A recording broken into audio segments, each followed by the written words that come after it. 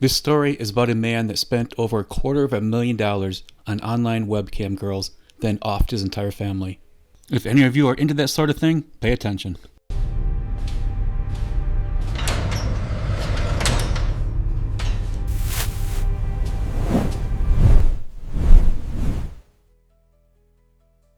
Hey everybody, welcome back. Or if this is your first visit, welcome. Okay, here's a crazy story for you. And of course it happened in Florida, right?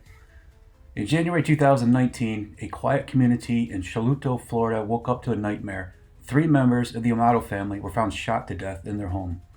The victims were 59-year-old Chad Amato, his wife Margaret, and their older son Cody.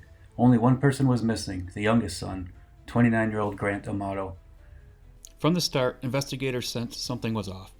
The crime scene looked staged. A pistol lay next to Cody's body, and Chad had a gun holstered, but was placed in backwards, as if there'd been a shootout. But there were no signs of forced entry or robbery. The only thing missing was Grant. Police immediately put out an alert and found Grant in a hotel in Orlando and arrested him the next day. Strangely, when deputies detained him, they didn't tell Grant that his family was dead, and he never even asked. That eerie lack of concern was a preview of what was to come. To understand how we got here, let's back up a bit. Grant wasn't a known criminal or a monster on the surface. He was a nurse by training, a quiet, nerdy guy who loved computers.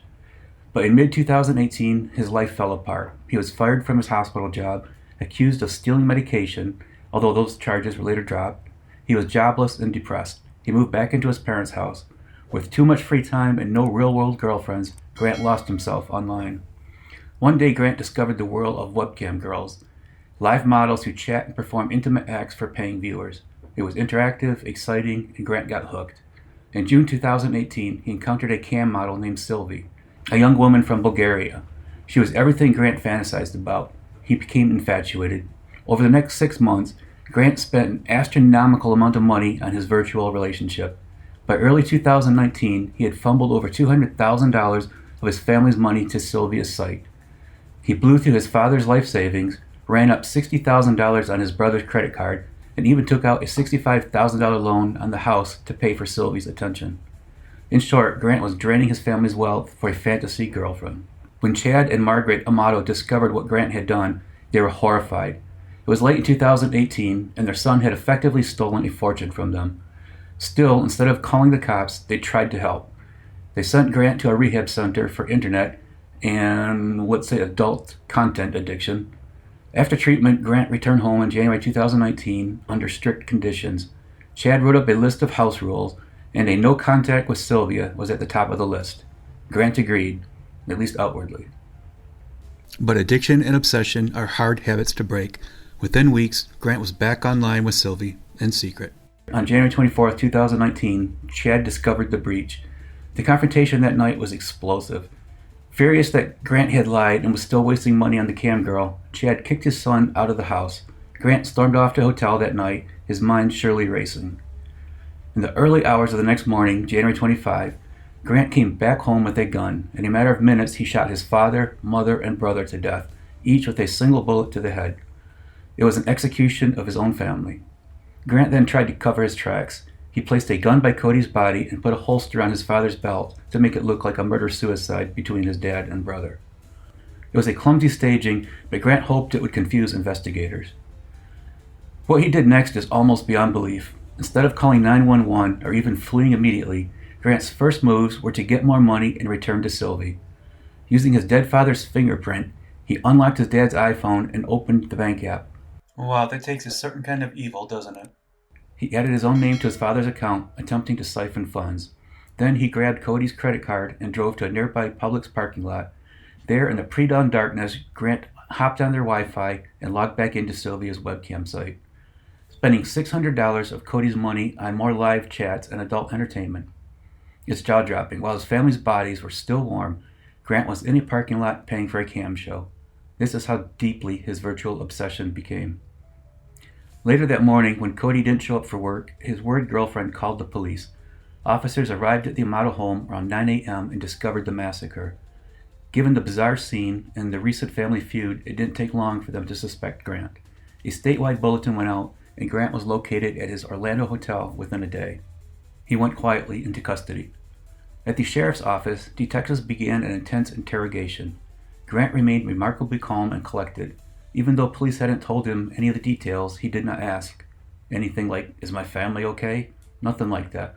Instead, he chatted with detectives in a bland, almost detached way. Even hints that his family might be hurt elicited nothing.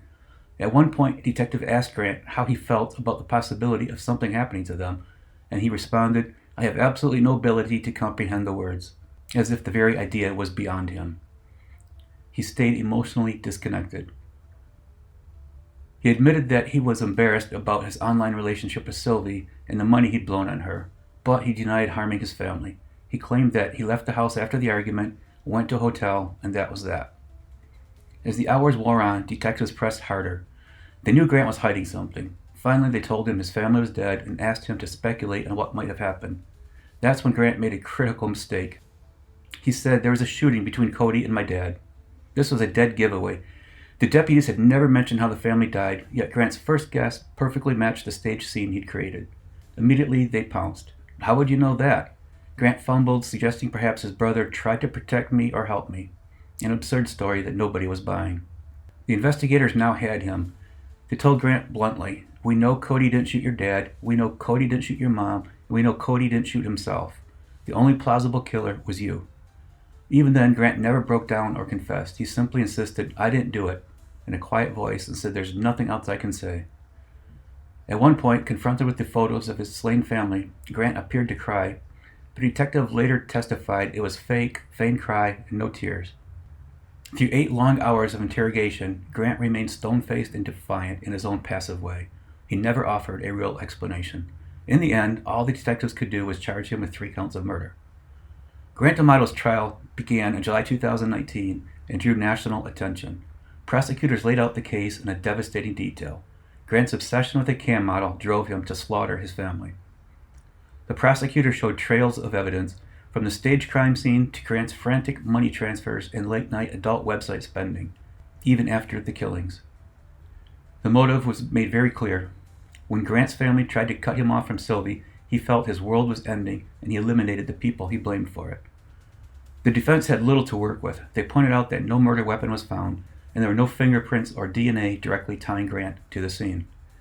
They argued that Grant had no logical reason to kill his beloved mother or brother, but the circumstantial evidence was overwhelming. The jury deliberated and found Grant Amato guilty on all 3 counts of first-degree murder. He showed almost no emotion as the verdict was read. For these crimes, Grant received life in prison without the possibility of parole. He was spared the death penalty, but he will never walk free again. Today he remains in Florida prison, reportedly still claiming innocence. This case is a bizarre and tragic cautionary tale. It's almost unfathomable to think an entire family was annihilated over a $275,000 internet fantasy. Grant Amato traded the real world and his real loved ones for hollow online obsession. In the end, he lost everything. Now he'll spend the rest of his life in a prison cell, paying the price for that deadly delusion of a virtual girlfriend. Man, what a sad story. How can anyone actually believe that an online cam model is interested in you? I wonder how many dried up tissues or socks they found near Grant's computer monitor. Anyways, thanks for listening. I appreciate it. Stick around for another one. Please comment, like, subscribe.